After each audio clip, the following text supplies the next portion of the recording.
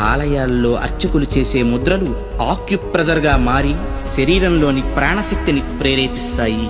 వీటి ద్వారా వీళ్ల కాన్సంట్రేషన్ హై లెవెల్కి చేరుతుంది. దీన్నే తంత్రం అంటారు.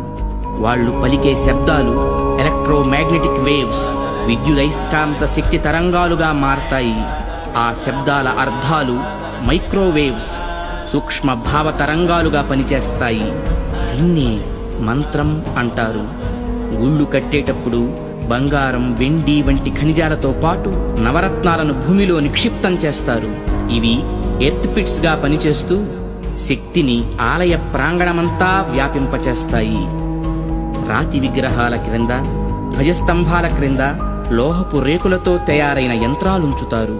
గాలి గోపురాలపై, విమాన గోపురాలపై లోహ నిర్మిత కలశాలు అమర్చుతారు. ధ్వజస్తంభాలకు లోహపు తొడుగులు వేస్తారు. ఉత్సవ విగ్రహాలను పంచలోహాలతో తయారు చేస్తారు. లోహం శక్తికి వాహకంగా పనిచేస్తుంది. దీన్నే యంత్రం అంటారు. మంత్రతంత్రాల ద్వారా ఉత్పత్తి చెందే శక్తికి ఈ యంత్రాలే రిసీవర్స్.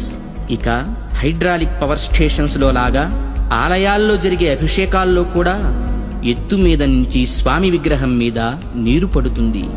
దానివల్ల పొటెన్షియల్ ఎనర్జీ కైనటిక్ ఎనర్జీగా మారుతుంది. ఇలా మంత్ర తంత్ర యంత్ర ప్రక్రియలతో విశ్వవ్యాప్తంగా ఉన్న ఇంటర్నల్ ఎనర్జీని రిసీవ్ చేసుకొని అందరికీ అందించే కాస్మిక్ పవర్ స్టేషన్స్ మన ఆలయాలు. ఈ జనరేటర్ నుండి ఉత్పత్తి అయిన విద్యుత్తు ట్రాన్స్మిషన్స్ ద్వారా టెర్మినల్ స్టేషన్ కి చేరి అక్కడి నుండి సబ్ ట్రాన్స్మిషన్స్ ద్వారా ఎలక్ట్రిక్ పోల్స్ సాయంతో లో వోల్టేజ్ ఇళ్లకు, హై వోల్టేజ్ ఫ్యాక్టరీలకు అందుతుంది. సరిగ్గా ఈ జనరేటర్ లాగే గర్భగుడిలోకి చేరిన శక్తి అంతరాలయమంతా ప్రసరించి పరివార దేవతల ద్వారా విస్తరించి ఎలక్ట్రిక్ పోల్స్ వంటి ధ్వజస్తంభాల సాయంతో సామాన్యుల నుంచి మహాభక్తుల దాకా వాళ్ళ స్థాయికి తగ్గట్టు అందరికీ అందుతుంది.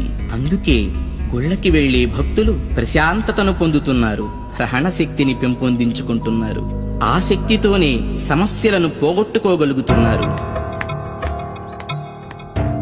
అంటే అర్చకులు ఎలక్ట్రీషియన్సా? యా. అంటే మీరు చదివింది సైన్సా? Common sense. అందుకే గుండె పని చేస్తున్నంత కాలం దేహం బాగుంటుంది, గుడి పని చేస్తున్నంత వరకు దేశం బాగుంటుంది. నవ్య చైతన్య జీవనానికి అంకురార్పణ, భవ్య సౌజన్య భావాల సంతర్పణ.